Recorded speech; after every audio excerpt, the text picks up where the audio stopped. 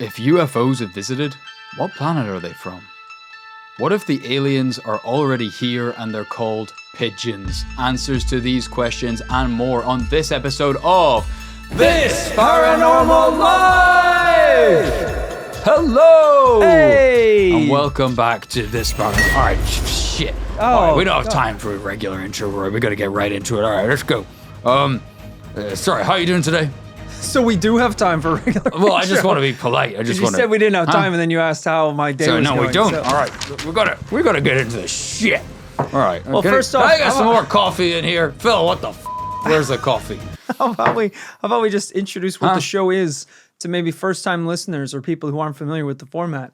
Off. If you're not new, if you're new, then leave. All right. If that's you, welcome to the podcast. It's so nice to have you here. At This Paranormal Life, we investigate a brand new paranormal tale every week, and we come to a conclusion as to whether or not it's true or false. I'm gonna be cutting that from the edit. We don't have time for this. This is gonna be the longest episode yet. We have untold numbers of information to get through. You've wasted so much time at the start. Just take the cigarette out of your mouth, by the way, for a start. I can barely talk with it. People can barely understand you. Yeah, but I need it to get through. I need the nicotine rush. It's not lit. I threw up earlier just from the fumes of an unlit cigarette in my mouth. It's because you lit the end that's supposed to be in your mouth and then just put the tobacco straight down your throat. That's not how you're supposed to have a cigarette. I'm having it cowboy style. All right, listen.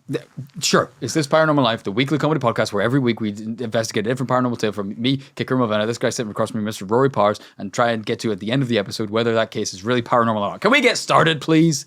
All right, yes, I think we covered everything. So I assume this How are you doing today? Don't go back to that if we don't have time for introductions. I'm trying to be polite. I'm doing fine. If anything, I'm a little scared that today's episode is going to be a little off the rails. Okay, sorry. I've got off on the wrong foot. Bless. I need to calm it.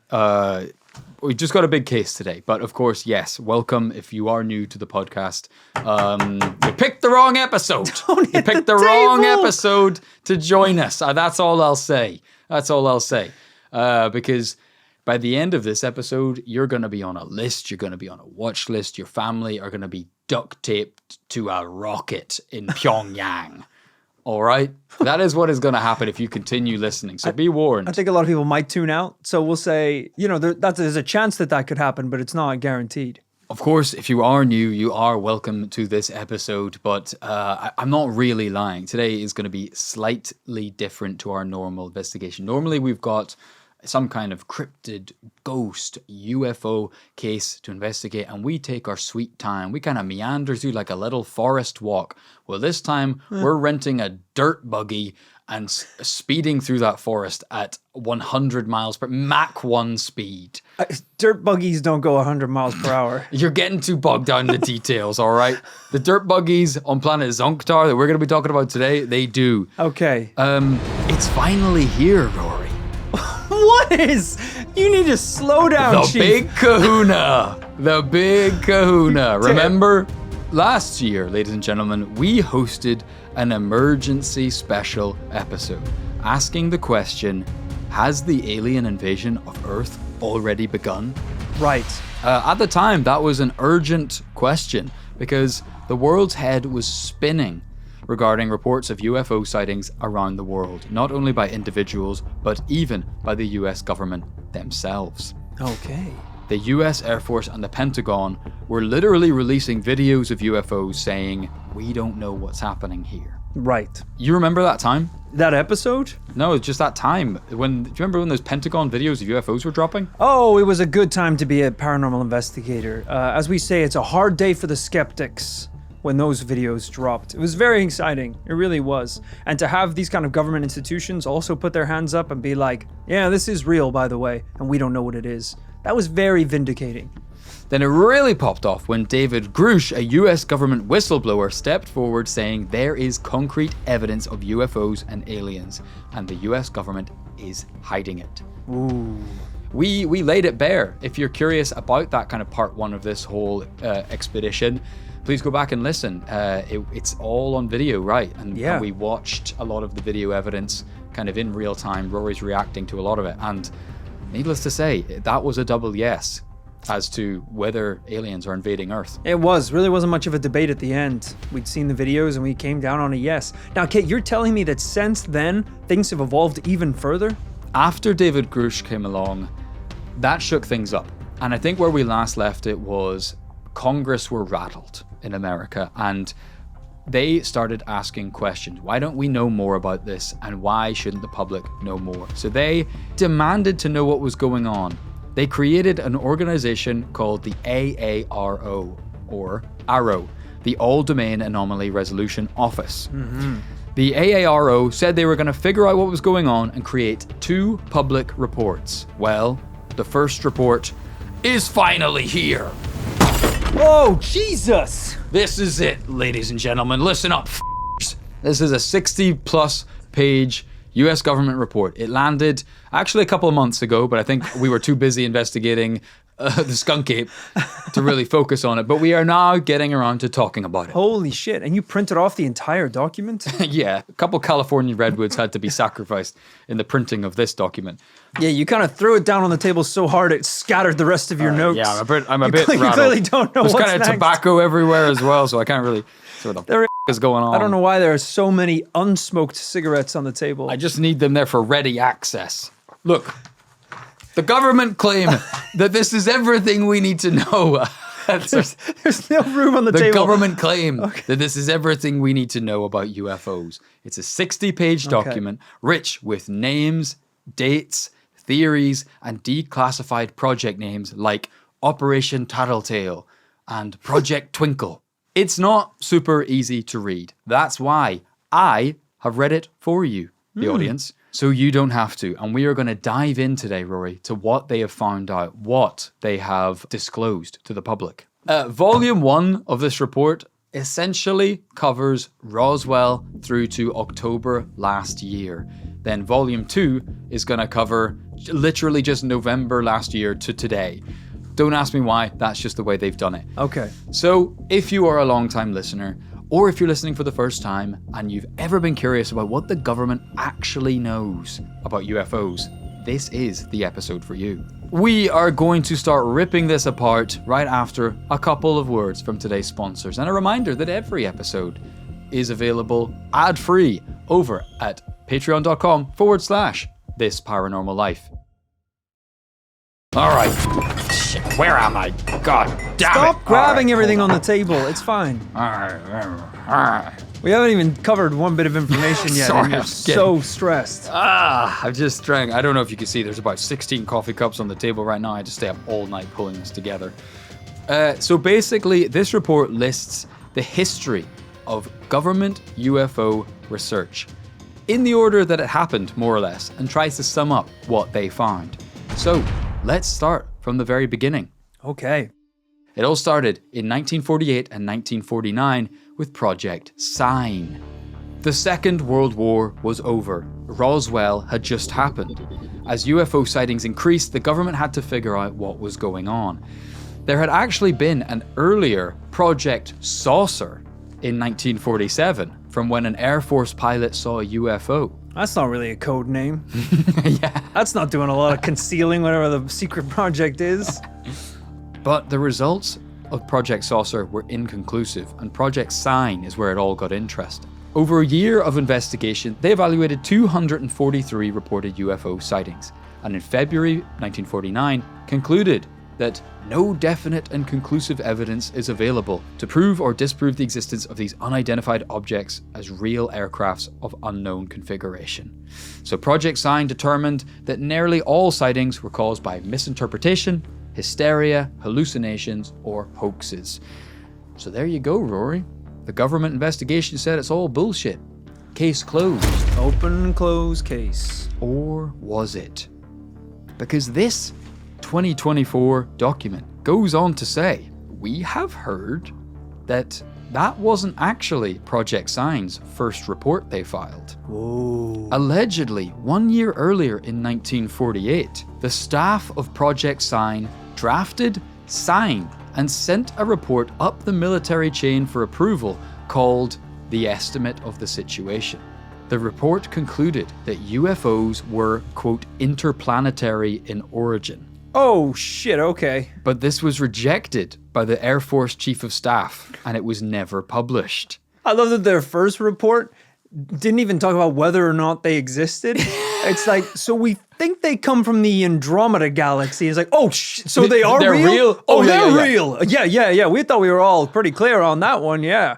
Yeah, so it's like, all right, Chief, give us an update on everything. Cool, so we haven't quite figured if they have 3 tails or 2. Right. Sorry, what are we talking about? The overlords, the alien overlords. Yeah. Jesus, man. So we're currently working on certain machinery that can infiltrate the Xantron armor system. It's like, what? To kill the monsters from the sky, of course. You're like, okay, slow down. I think I missed a memo somewhere along the way. This report was never published. Captain Edward Ruppelt from Project Blue Book says all but 2 copies of the original report were destroyed. The AARO has been unable to verify these claims or locate the document. This is just a taste of what this report here contains. If you read between the lines of everything here, you're gonna get a hint of the truth. Right. We've only started, and the US military back in 1948 said, quote, they are interplanetary. Yeah. The document says, this rejected report may have resulted in the Pentagon's loss of confidence in Project Sign, so Project Sign was cancelled and replaced with Project Grudge. Okay. It was replaced with Project Compliance. It's like, okay, well then you can't just keep creating projects, and if you don't like what the results are, you shut them down. That's not really how this works. It's like, great findings, my fellow scientists. How about you get on with Project Shut the F*** Up and do your job? How about that? Yeah, you guys should have signed up for Project No Better. No better than to waste my time with this. Even this right here says, many claim Project Grudge was biased towards debunking UFOs. Others say the entire purpose of Project Grudge was to explain away all reports of UFOs. Right. We're only getting started and I'm getting fired up. Then, in 1952, 5 years after Roswell, the assistant director of the Office of Special Investigations told the director of the CIA that, quote, something is going on with UFOs, and that sightings of unexplained objects at great altitudes and speeds are not natural phenomena or known types of vehicles. Wow, isn't it crazy that this had to be such a conversation this early in the 1900s? Isn't it nuts that all the crazy UFO headlines that we've had in recent years are just exactly what they already knew 72 years ago? Almost 100 years ago. It's wild. And I don't know much about the history of the world, but I assume at this point, air travel was still in the process of being 2 guys using a bicycle to power wings and ride off a cliff. You know, not a million miles away. Primitive. I like the idea that it is convenient that all of this research really kicked off as soon as the war ended. After the war, there was a lot of now irrelevant people who really didn't want to lose their jobs. Right. And it's like, hey, war's over, so generals, colonels, you're dismissed. And they're like, well, shit, no, because, well, yes, the Earth War is done. The Earth War for sure, Your Highness. But, we are only beginning the War of the Skies, right, guys? Right? And they're like, yes, we're going to have to actually double defense spending because of the Sky Wars. Yeah. The president's like, I guess I won't be needing you guys anytime soon, but we'll let you know if anything comes up. And he's like, sure. Well, I guess you don't need any help with the giant bugs that are coming. See you later, President. Whoa. What was that you said? Huh?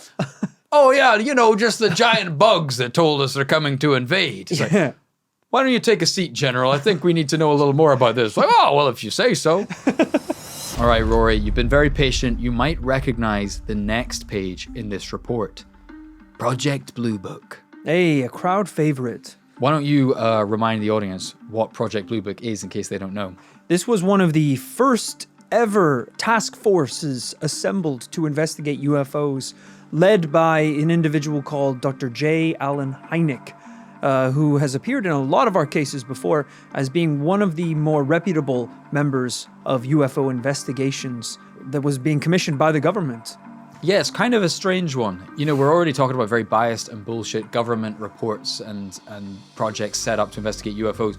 But Project Blue Book, strangely, has popped up so often because that it was reputable. Yeah. And that for some reason, because of J. Allen Hynek's work and reputation, we kind of trust him to a certain extent. Yeah. And in many ways, because he does pop up so often, and in cases that he really didn't have to, he seemed to have a pretty open mind about what cases he did investigate.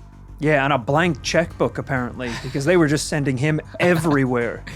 And Rory, you're not wrong. There were a lot of investigations under Project Blue Book. Of the 12,618 sightings in Project Blue Book's holdings, only 701 were unidentified and never solved. Although that is still a pretty massive amount of cases that were not identified. Yeah. The report says there was no evidence indicating that these sightings were extraterrestrial vehicles. However, in their own words, they go on to say that J. Allen Hynek himself said that the Air Force, quote, expected him to be a debunker. And Captain Ruppelt, the first chief of Blue Book, later wrote he was expected to explain away every report, and the Air Force wanted the press to say what they wanted them to say. Right. I mean, they definitely hired the wrong guy for that job then, because he was not only very interested in UFOs, but I think reasonably open-minded. Yeah. I mean, even from what we've just heard there, the press were like, Dr. Hynek, how's the investigation going? He's like, fucking bullshit. They're telling me I can't say whatever I want to say. The Air Force is like, don't say it out loud. He's like, what are you going to do? Kill me? I just told them you might kill me. Oh, damn it. Why did we hire such a wild card? I think this was the kind of organization that was quickly replaced by Operation Closed Book, Yeah. where every inquiry was shut down immediately. So there you go. As early as the 50s, UFO reports were being created only to debunk and disprove. It kind of makes perfect sense though, doesn't it? Like, okay, get these very smart people, look into this thing, research whatever you want, and you can know the truth. As long as at the end of it all, the last words say it's not real. Yeah, because that's the smartest scientists know that the right answer is agreeing with the guy with the gun. Yeah. That's really the smartest answer to any question asked. Jumping forward into the 90s, Rory, and according to press reports, President Bill Clinton tasked the former National Security Advisor Sandy Berger to find out if the US government had aliens or alien technology. Clinton said publicly later, As far as I know, an alien spacecraft did not crash in Roswell, New Mexico in 1947. If the US Air Force did recover alien bodies, they didn't tell me about it, and I want to know. Okay. and thank God for Billiam Clinton, Rory, because he got the Air Force to make 2 reports about Roswell. Do you want to know the findings? Yeah, I didn't know he did this. The first was called the Roswell Report, case closed. The second was, don't ask again. Gun cocking noise. I wonder how fast into this report, like how many pages or paragraphs you get into this report before they use the word balloon, right? Like how far would you get? 3 lines? You open it up, you're like, it's a picture. It's a picture of a balloon. It's a picture of the house from Up. There's just a big house attached to a balloon. The report concluded that the debris recovered near Roswell was from the Air Force's balloon program. There we go. Balloon program? What are they? Children's entertainers? Clowns? Why is there a program? They have just soldiers just creating balloon giraffes in the speed it takes to kind of deconstruct or construct a gun. The alleged alien bodies found in the New Mexico desert were test dummies that were on board these high-altitude balloons. What? How did I never hear this report? This is insane. Reports of military units that recovered a flying saucer and its crew were just Air Force personnel engaged in recovering the dummies. It goes on. Claims of quote-unquote alien bodies at the Air Force hospital were most likely confusion with a 1959 manned balloon crash where 2 pilots were injured. Seems a little strange to me, Rory, that people would get confused with a crash that wouldn't happen for 12 years after Roswell. They're bringing up stuff as well that like no one was Most even people asking wouldn't about. know. It's like, what? So we tackle the rumors of the alien bodies that were brought to a hospital after the crash. I was like, the what? No one mentioned that. Isn't that And just wild? because, yes, some people were saying that they heard stories about one of the creatures that were brought to the hospital looking a nurse in the eyes and telepathically exploding her head. That was a balloon. That was another balloon, a third one. It wasn't, her head didn't pop so much as a blood just burst out of her nose. Yeah. Yeah, which is a human thing. That's fine.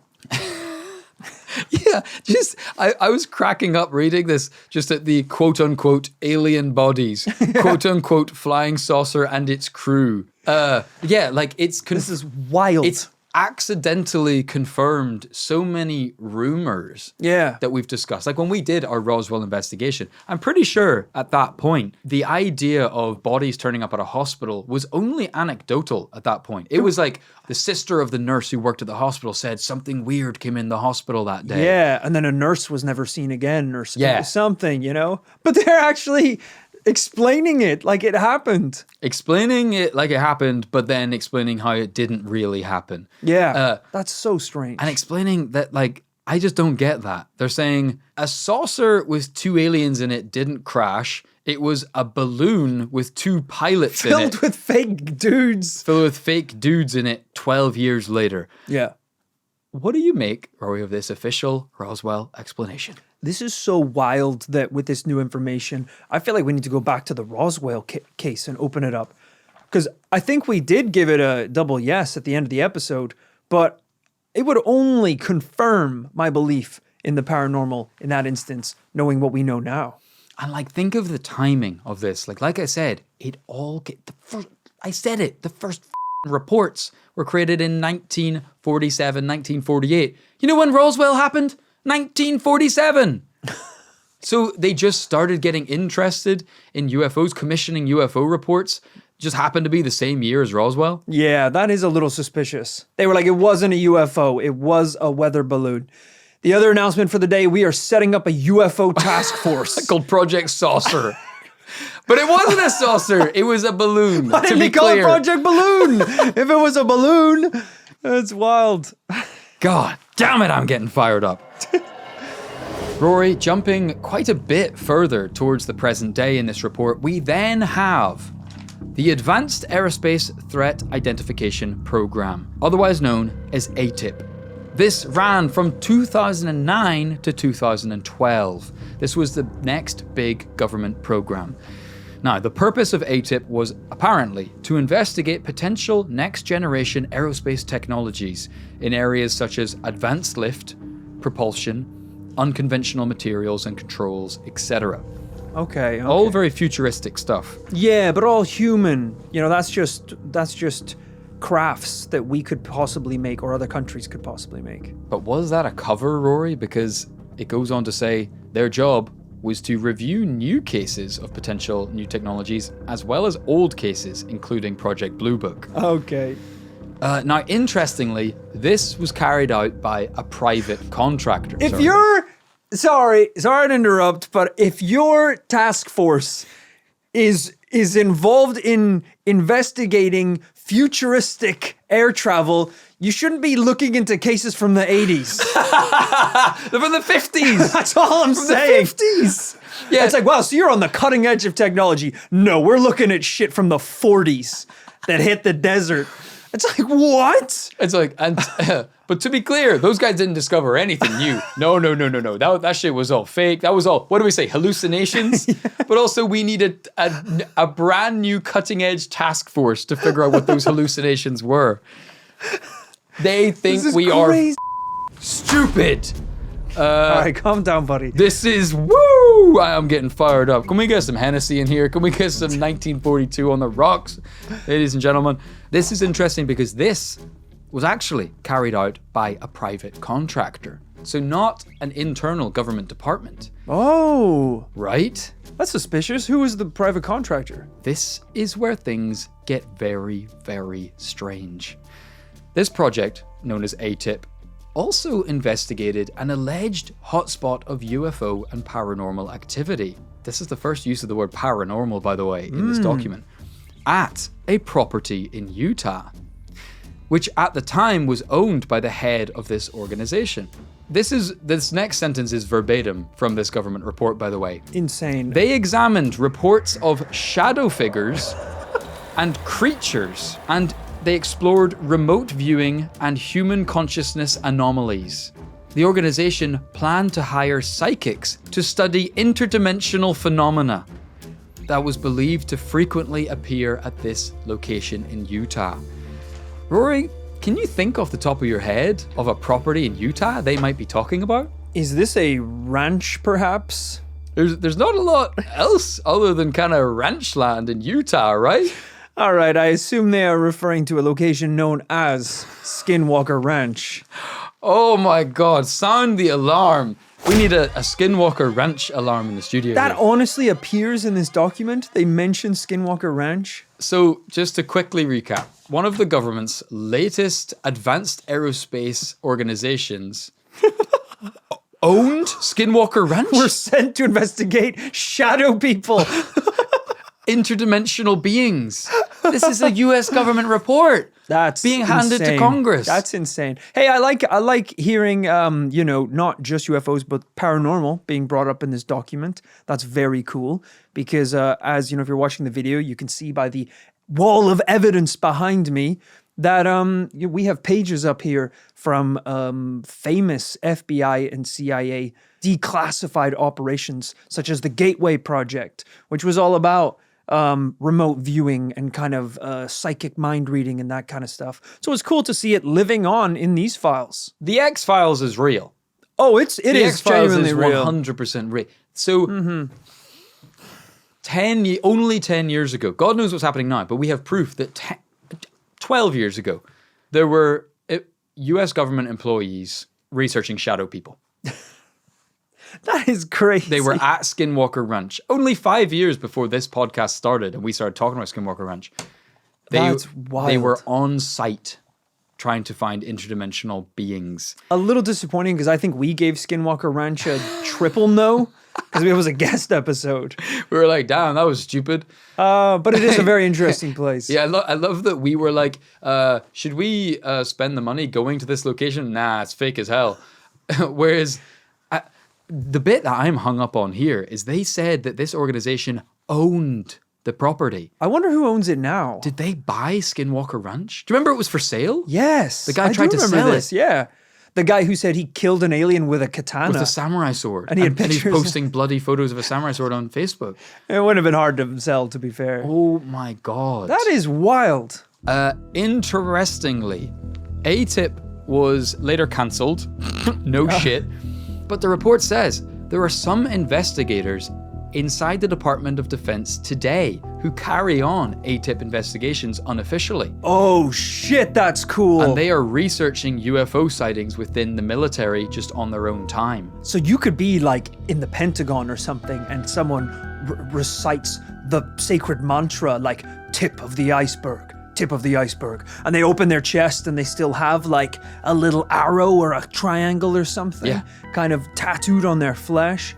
Yeah, it's so odd that they're allowed to do this. It literally says in the report they are trying to solve these mysteries just on their own time, aside from their normal duties. Yeah, is that allowed? Are you allowed to moonlight as a paranormal investigator if you work in the US government? I guess they're just treating it like a cold case in like a police department. Now, I don't know how police departments work. Yeah. I don't think you can just spend time. But like, I guess the idea is if you have security clearance to view those documents, and if they're just like, yeah, there's just no one assigned to this right now.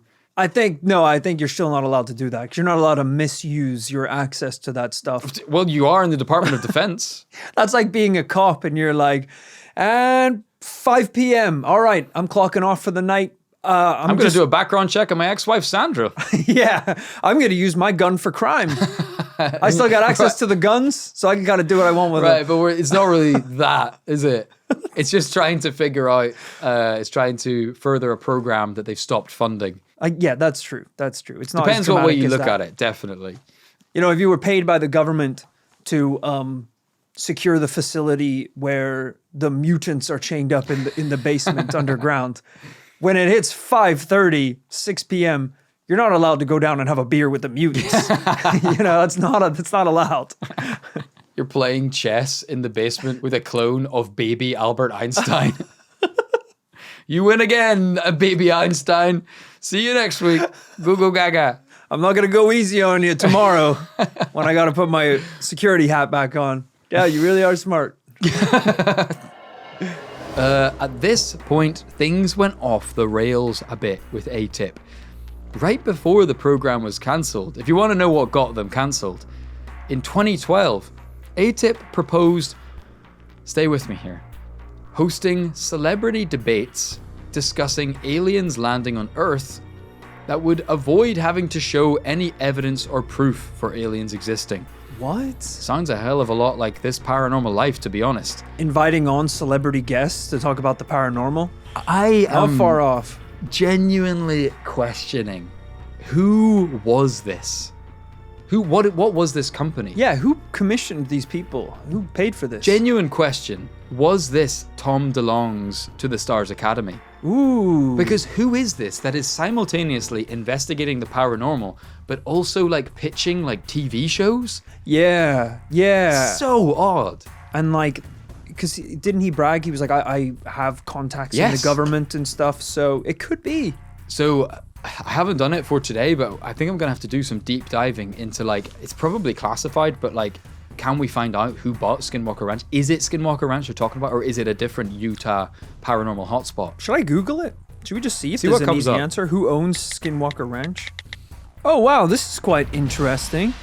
Apparently, it is owned by an individual called Brandon Fugal, Okay. which I think we maybe have talked about before.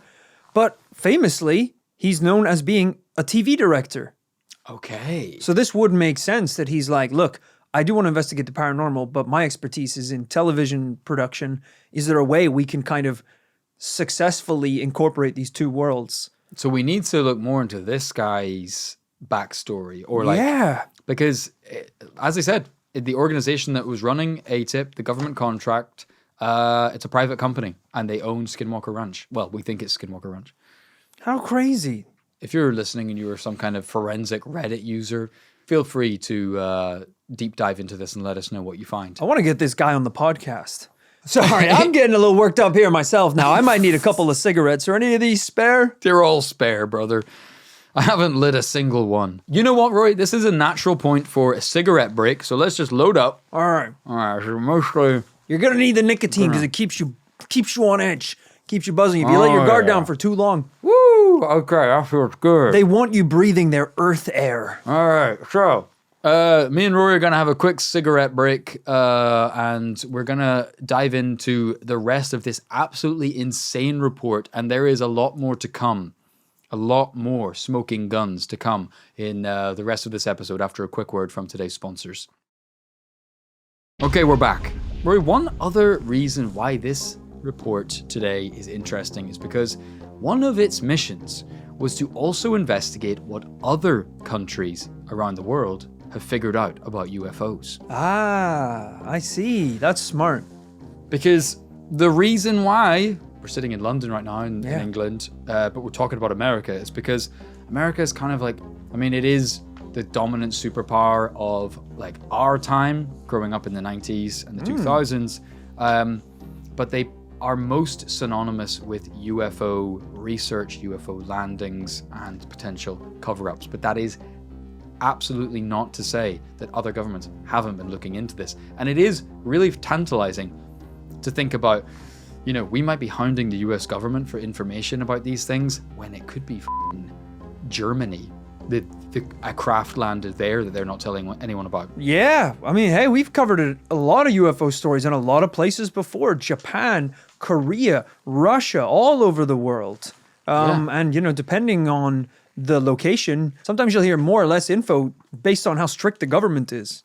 Well, for reasons that we're going to explain later, it doesn't seem like we have absolutely full access to what other governments are saying, but we do have a certain amount of insight. For example, we can say that the United Kingdom had a flying saucer working party in 1950 to 1951, and they concluded that flying saucers did not exist. The French government had 3 comprehensive investigatory programs from 1988 to 2004. When it dissolved, they concluded the vast majority of cases have ordinary explanations, while 28% of the caseload remains unsolved. It's not the vast majority. 1/3 remains an unexplainable mystery. galactic mystery. But mostly, it's pretty normal. But Rory, if you thought I was about to start rhyming off a list of countries saying that they agree with America that aliens don't exist, Canada had Project Magnet in 1950 to 1954. Project Magnet assessed that UFOs are extraterrestrials. Hell yes. And that they fly by magnetism. Ooh, that's interesting. Head of the project, Wilbert Smith, said he was in personal contact with extraterrestrial beings through telepathy. Ooh, don't know about that one. You're losing me, Wilbert. In an interview in 1961, he claimed that in 1952, the US Air Force lent him a piece of a UFO to study. All right, take the mic from Wilbert here. I agree No, with the star, Wilbert, but you're he's a losing me. hero. He's a hero. He claimed that the UFO fragment was composed of magnesium orthosylate.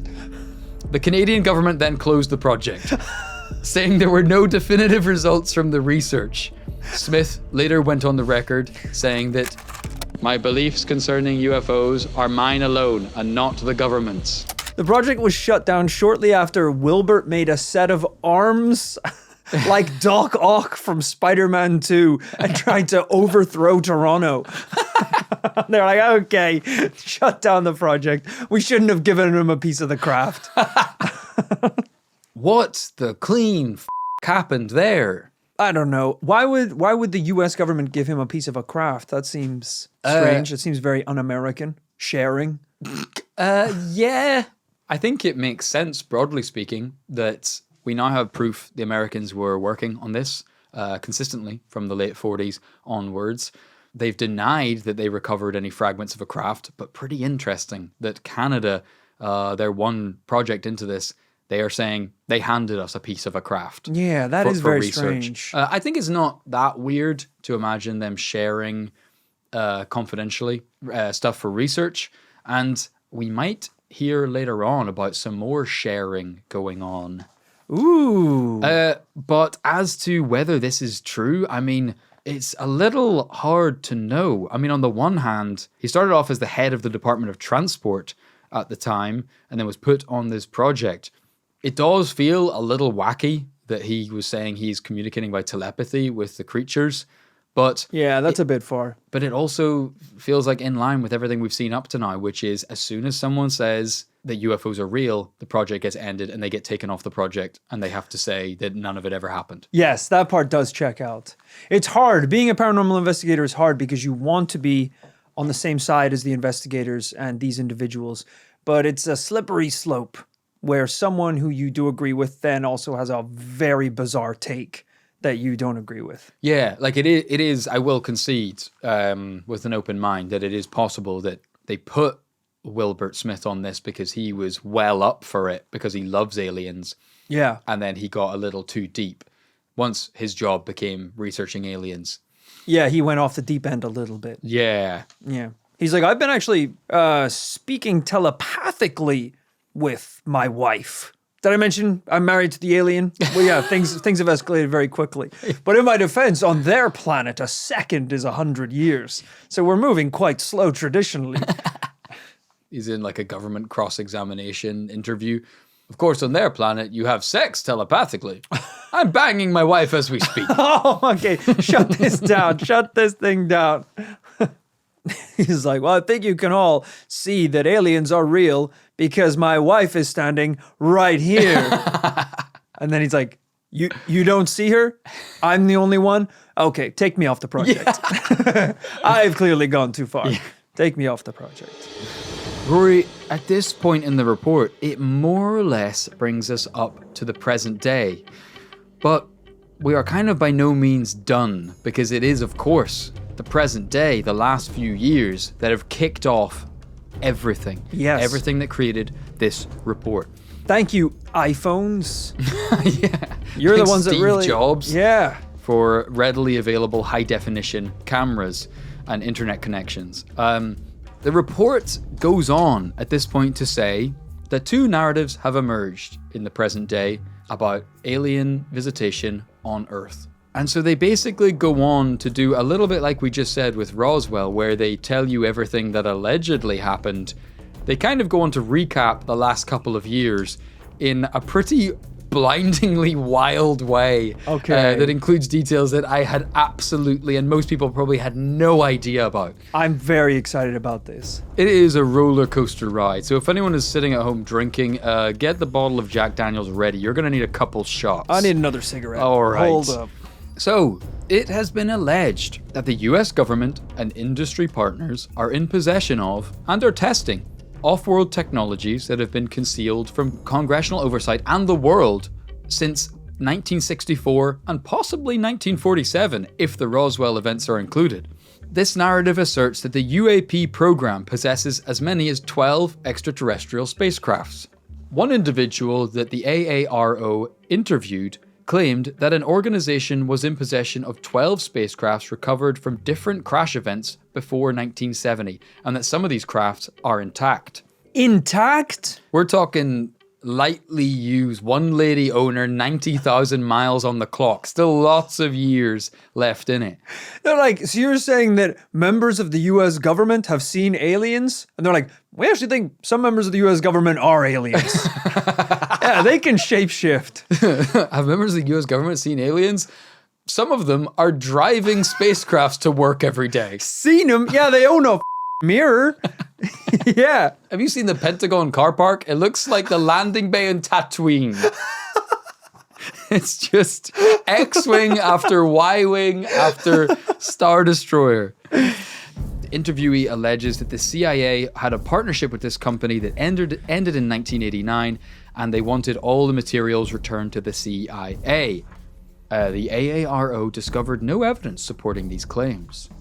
Another person they interviewed claimed that this organization was in possession of off-world material in 2009 and 2010. Another interviewee stated that they participated in negotiations to return the crafts to the US government. What? The same interviewee claimed that a named senior CIA official quashed the proposal to remove a spacecraft from this corporation. So we're getting into the nitty-gritty here of not only do the crafts exist, but we're getting into interviewees arguing about who has ownership over them and when negotiations took place for who was going to take ownership of them. What are these companies that were given the crafts to work on? Because you can't exactly drop this off at your local garage for like a checkup or an oil change. Yeah, I mean, this gets back to, I'm glad you brought this up, this gets back to something David Grou talked about, which was these government whistleblowers claim that in order to keep this stuff a secret, the government cleverly distributed different technologies between private companies. So they will have given certain stuff they have to Boeing, certain stuff to Lockheed Martin, certain stuff to other private companies with airtight NDAs. And almost a situation where each company didn't have enough of the puzzle to really know what they were working with. Right. But it's kind of a smart way of doing things, right? You tell one company to reverse engineer one bit, another company to reverse engineer another bit. Yeah. But the central government organization pretty much knows what's going on. Yes, yeah. And you got to be careful who you send what. You know, because you don't want to send Lockheed Martin part of the ray gun. Because they're like, you guys aren't getting this back. It's like, why did we send them the weapon? Right. We should have sent them a steering wheel or something, you know? Send them the cup holder on the craft. Send the science nerds all the weaponry. Yeah. And then send all the army guys, like, the coasters. This concept is really in line with stories we've heard from other UFO whistleblowers. Think of someone like a Bob Lazar, not a controversial figure, but his story was pretty much exactly this, but years before it kind of came out with David Grou. He claims that you were basically brought in as an engineer into a hangar. They showed you a glowing orb, and they were like, you have 36 hours to reverse engineer the gravitational magnetic field from this. And then 36 hours later, they wouldn't have revealed jack shit. And they'd be like, okay, your contract is terminated. Here is your pay. Goodbye. Right. That thing could power the spaceship or keep the ice cold in the cooler. Yeah. You don't know. You have no idea. Because you're but- only being shown a sliver. Yes, the work is so compartmentalized that no one really knows what's going on. One interviewee claimed that in 1999, a senior US military officer told him that he touched the surface of an extraterrestrial spacecraft, and that he gave them a detailed description of a craft floating in a building. They said that approximately 150 people were working on this program. They're like, it is still up for debate whether or not that claim is true, but on one hand, he does have 21 fingers. So it could be possible. Yeah. One former US service member said in 2009 he was on a humanitarian mission in a foreign country and he saw US Special Forces loading containers onto a large spacecraft. All right. We can skip this one. I don't know what's real or not anymore. I need another cigarette. It kind of goes on with more and more, just countless inside the US government sources claiming to have had first or second hand contact with alien technology. But there is one I need to bring up here, Rory, because it will interest you. Okay. It has a whole section on what they call the secondary narrative. They say there is a prominent narrative that a cluster of UFO sightings occurred in close proximity to US nuclear facilities, specifically at the Malmstrom US Air Force Base. Hello. All right, let's do it. Give me a couple he's more back cigarettes. I need another beer. Come on, let's get fired up here, brother. Yes, yes, this is what I am here for. So the AARO, as part of this investigation, they interviewed 5 former US Air Force members who served at Malmstrom. Some of these individuals claim to see UFOs at the silos. Others claim UFO disruptions to the missile operations. Yes. Saying that the launch control facilities went offline or total power failure. Control to the ICBMs were completely disconnected for a period of time that Okay, was let me finish. unprecedented. Unprecedented in military history. Additionally, one interviewee and an Air Force videographer claimed to have observed and recorded a UFO destroying a missile loaded with a dummy warhead mid-flight. Wow. The AARO is researching activity related to these events. Rory, you can talk about Malmstrom. Did we know that there's supposed to be footage of UFOs exploding a missile? We absolutely didn't know that. And I think even in my case, we talked about Arrow and their investigation into UFOs, and they said, hey, there's nothing. We didn't find anything. So this is even new news to me. That was not included in any of the original reports. I actually think behind me on the wall, we have some of the declassified reports that came out of Malmstrom. And if you haven't listened to that episode, you need to, because that is a yes. If I ever heard one, Kit did give it a no for sure. But he shouldn't have, because the evidence is here. It's being talked about even in this case. I mean, if I had had an Air Force video of a UFO blasting a missile to smithereens, it might have been a yes.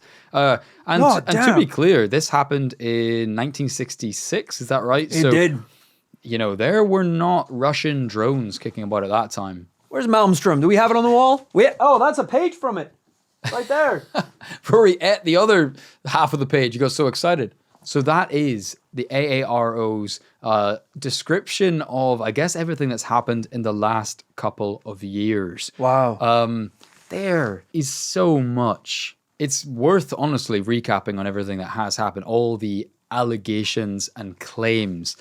The AARO say that they are going to reveal fully their findings about these narratives in Volume 2, which probably will be in the near future. There is a funny line there where they say that because a lot of the interviewees claimed that they were not able to speak out about what they've seen because an NDA said they would be given the death penalty if they spoke about it. The AARO clarify and say the death penalty is actually just standard for US government NDAs.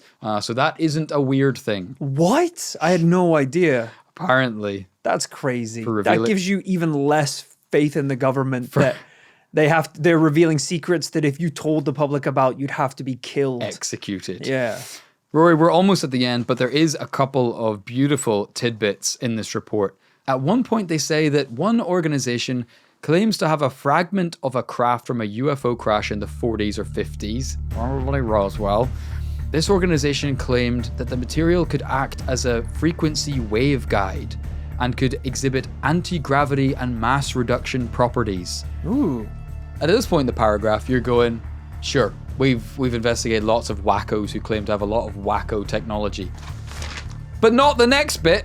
This organization negotiated an agreement in 2019 with the US Army for them to analyze these samples. And the AARO has acquired this sample to conduct more in-depth analysis. So to be completely clear, the Army negotiated to buy a piece of an alien aircraft to test it. Right. And now they're claiming that it's just a regular metal alloy. Yeah. I'm sorry, do I need to repeat that again? So they're going, oh, it's fine, it's real metal. But you bought it from them. Right. Because you wanted to test it. Which implies you are suspicious and believed that it was from an alien spacecraft. Is that not saying the quiet bit out loud? Am I taking crazy pills? I love that it's like, as soon as they buy it, they were like, no, it was garbage. It was garbage. Yes. It's like, didn't you pay $21 million for the safe delivery of the scrap of metal? Just precautions, we just have to be careful. But it was garbage. It was nothing. It was a balloon with a man in it. This is the thing that drives me crazy reading this, is they're like, Skinwalker Ranch, that was a bunch of baloney. Didn't you buy it? Yeah, we did buy it for a while. Just to investigate, make sure. Right, it's yeah. like, hey, it's fragments of crafts. Guys, be real. Didn't you buy a fragment of a craft? Yeah. It's like, yeah, well, we just had to be sure. Hey, look at any alleged UFO crash in the history of the world. Everyone turns out to be a weather balloon or some other kind of like nonsense. But how come every time there's a crash, within minutes, there are F-1 fighter jets arriving at the location, implying they think it could be something? Like, there are trucks of men shoving civilians out of the way with AK-47s. And it's like, all right, well, why are you doing that if then you also are telling everyone that there is absolutely no chance that this is a UFO? It doesn't add up. Doesn't add up. Here's another mad one. Stay with me. Remember when I described that one ATIP, the people who owned Skinwalker Ranch, potentially? Well, when ATIP was cancelled, the supporters within government proposed that it be replaced with something called Project Kona Blue, which would continue investigating UFOs, paranormal research, and reverse engineering off-world spacecrafts. That one's weirdly specific. That one is very specific. It's like, yeah, we want to put together a task force to, examine paranormal phenomenon, remote viewing, and the specimen in Lab 42. It's like, okay. That last one was a little weird. Can we be a little broader? Can we talk a little bit more about it? No, just, and just someone to look at the labs. Look after what's in the labs. It's like, all right, well, even that one's a bit weird. How much stuff do we have in the labs? Like, honestly, 1 to 41's all fine. It's really 42 that we could have a whole task force on that guy. Yeah, the conscious one. Yeah. This project was initially commissioned to get started, but then eventually rejected by the Department of Homeland Security for lacking merit. Why would they need a project to reverse engineer alien spacecrafts if alien spacecrafts don't exist? Right. Yeah. Roy, that truly brings us up to the present day and pretty much to the end of our report. There's so many nuts takeaways from this thing. I think if I have one overriding question about this whole thing and the government's whole attitude towards UFOs is they keep maintaining all throughout that every single report that gets created, well, it was not definitive. It was not enough evidence to say conclusively whether aliens existed. Then why, oh why, are every 3 or 4 years they commission a new government task force and report into whether they're true or not? Right, because even the most skeptical people by the end need to be replaced with a new task force of people who've never seen this shit before. I love that Kit is only now picking up the 60-page report that he decided to print threw down at the table at the start of the episode, and then continued to not touch for the next hour. I'm sorry, you don't want this in your conspiracy wall? We'll pick and choose. Some of this will be on the wall for sure. You know, this could be a good, that's actually a really good Patreon raffle prize. Right. We can staple it together and be like an autographed copy of the official Arrow report. That's genuinely pretty cool. Not bad. Well, maybe give away some cigarettes too. I don't know if that's legal, but you're going to need them if you read that thing. Yeah. Half a ball of whiskey and some cigarettes. It's basically a kind of paranormal investigators break in case of emergency pack. Right. A bottle of Jim Beam, a CIA report, and a pack of Marlboros. On a loaded revolver. For who's going to kick down your door. Rory, where's your head at? It's a yes. Whoa! Are we at conclusions yet? It's shit. of course a yes. Yeah, and I'll actually say double yes. I don't know if I have the authority to do that, but I'll do it. I'll let you yank it off me. Yeah, 100. It's weird. I'm not yanking Kid off. It is a double yes because we've talked about irrefutable evidence right here today on the podcast. Over close to 80 years worth of reports of UFOs documented in the U.S. government.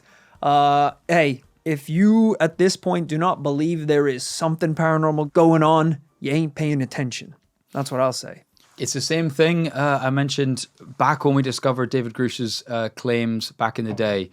We are approaching a Galileo moment, ladies and gentlemen, where we are going to figure out that not only are we not at the center of the universe and that we revolve around the sun, that we are not in the center of the universe as intelligent species. That Right. something has been here at some point.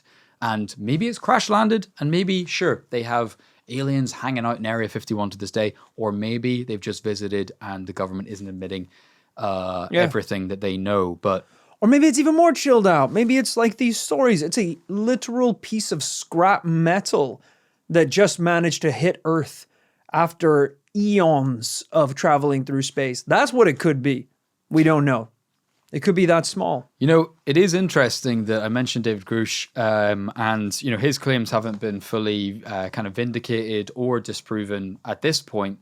But him and everybody involved and all UFO paranormal investigators, they were extremely disappointed by this report, and I'll tell you why. Because whenever it was commissioned by Congress, it had a beautiful goal in mind.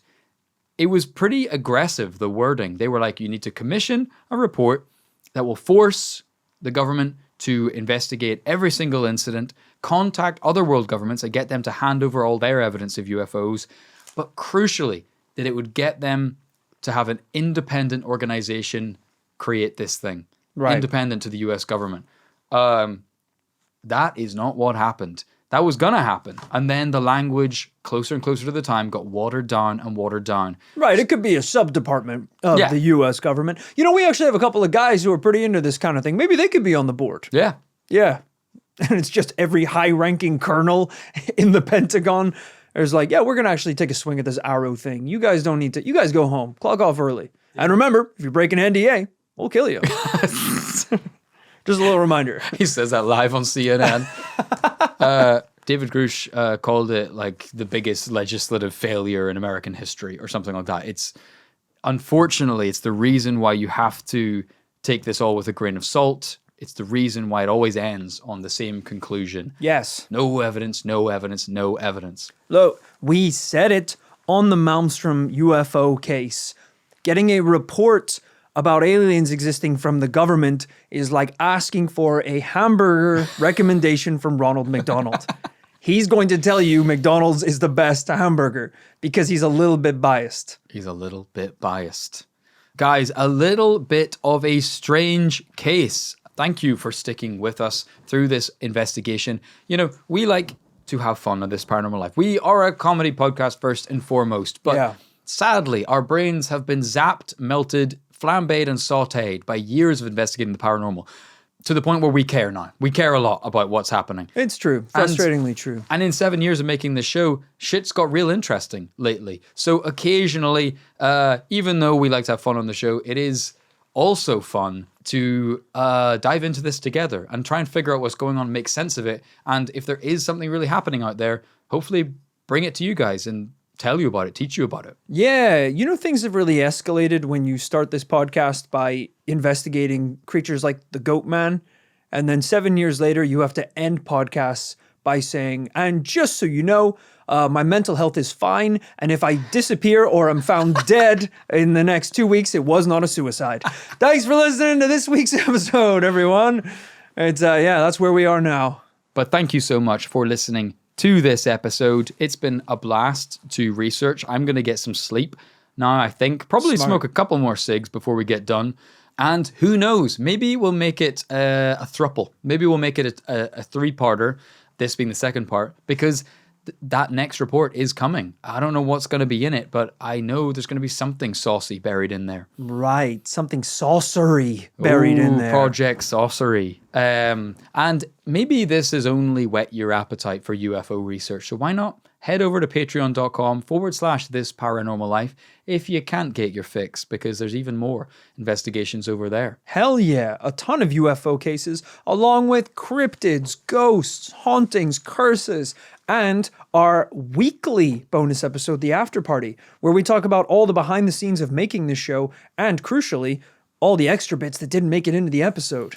Oh, glad you've teed me up, Roy, because I pretty much forgot just then. But there is, hard to believe, I know, but there's things I didn't manage to get to in this case for lack of time. But why don't I jump over to the after party after this and we'll talk about it. We have a letter. I actually have it right here. A letter from a famous physicist who was employed by the Department of Defense. He was a student of Albert Einstein's in the 50s. And he says a lot of shit he wasn't supposed to say. Whoa! In an email to one, or in a letter to one of his colleagues. He said, hey, you guys, I know everyone respects him, but you guys know Albert is 3'4", right? And his head is I didn't think he weirdly was so large. smart. Let me just tee it up by saying at one point he says they are like insects. Okay, all right. You're going to need to go to the after party for that one. Yeah. I already gave it a yes. So head on over to patreon.com/this paranormal life. The link is in the description of this podcast and in the YouTube video if you're watching this on YouTube. Head over there to get all the bonus content you can wrap your ears around. Oh shit, one of the cameras died. We will be back on Tuesday with a brand new paranormal tale, and back before then on Friday for another after party. What are you doing? I'm talking to the camera.